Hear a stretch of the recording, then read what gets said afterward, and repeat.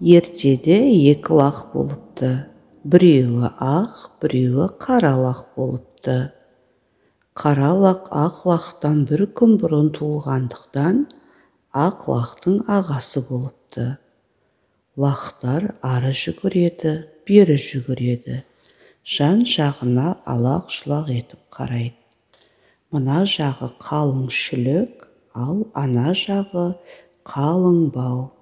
Маңайда ешбір қой, ешбір ешкі көрінбейді.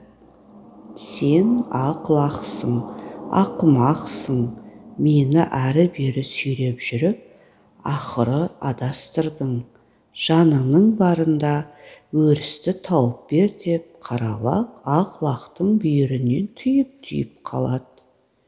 Қара лақтың денесі шымыр, жұп-жұмыр, маңдайында екі мүйізі бар. Өзі барып тұрған жел басы. Ақ лақты бауыр мекендеп аямайтын. Өзі жалақор болатын. Мына жердің шөбі қалың екен қарашы деп, шіліктің ішіне бастап келген өзі болатын. Енді адасқан соң ақ лақты жазғырып тұр. Ақ лақ ақымақ, түс алдыма деп зекіреді қара лақ. Ақ лақ әрі ойланып, бері ойланып, жүрген тұрған жерлерін еске алады. Ұзап кеткен қой жайлауға да жетіп қалған шығар. Жайлауға барар жолды табу оңай емес. Сонда да жолды кесіп көрейін дейді ақ лақ. Бірақ саған айтар сөзім бар. Ешкіммен ерегіспейсің, айтқанымды істейсің. Осыны орындамасаң, жолда адасып өлеміз дейді ақ лақ. Өлеміз деген сөзді естіген қара лақ қорқып кетеді. Қанша тентек болғанымен ақ лақтың тілін алуға уәде береді. Ақ лақ жол бастап алға түседі. Қалың шөпті олай-бұлай жапырып отырады. Алдынан жыра кездессе секіріп, тас кездессе қарғып өтеді. Сөйтіп екеуі бір кезде таудың етегіне жетеді. Маңайында бір қара көрінбейді. Айнала жым-жырт. Ойда жоқта алдынан бір түлкі шыға келеді. Ту, өздерің әдемі лақ екенсіңдер. Шаршаған шығарсыңдар. Үйге кіріп дәм татыңдар. Менің де сендерде екі балам бар. Бірге ойнайсыңдар дейді түлкі.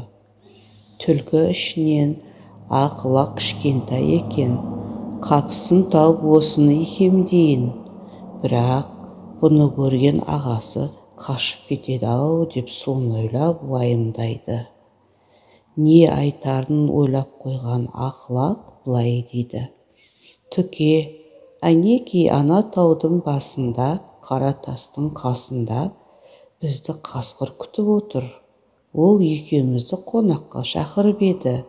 Сізге еріп кеткенімізді көрсе, ашуланады ғой.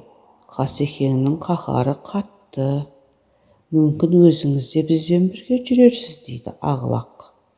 Түлкі, жарайды, онда бара беріңдер, арттарыңнан барармын деп қулық ойлайды. Бір кезде алдарынан көкжал қасқыр кез болады. Ол аузын арандай ашып екі лаққа тап береді.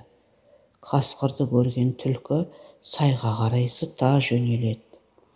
Қарным ашып келе жатыр еді, қазір сендерді жеймін дейді қасқыр. Қасеке, ана төбенің басында, қара тастың қасында бізді арыстан күтіп отыр. Ол таудағы жортқан аң, ұшқан құс атаулысына патша болу үшін кеше осында келіпті. Ертеңгі асына екі бұзау, түскі асына екі лақ, кешкі асына екі қозы жейді екен. Сіздің мына қылығыңызды көрсе, ол бұлқан-тұлқан болып ашуланып жүр. Тіпті өзіңізді жазым етер дейді ақ лақ. Қасқыр сасқалақтап тұрады да, бәлесінен аулақ. Бара беріңдер деп жөніне жібереді. Жүгірген бойы екі лақ бір таудың басына шығады. Айналаға қараса, тау бөктерлі бір қорамал жайылып келеді. Қойдың астында аты, жанында иті бар қойшы келеді. Қойды көргенде екі лақ қуанғанынан маңырап қоя береді. Шопан ата жол бастап бұрын келген ақ лақты жерден көтеріп алады да: «Мен сендерді ойдан қырдан іздеп таба алмай қойып едім. Өздеріңнің тауып келгендеріңді қарашы. Жарайсың, ақ лағым, жарайсың. Сен ақ лақ, ақымақ дегендердің өзі ақымақ» деп бауырына қысады. Екі лақ осылай аман есен өздерінің отарына кеп қосылады.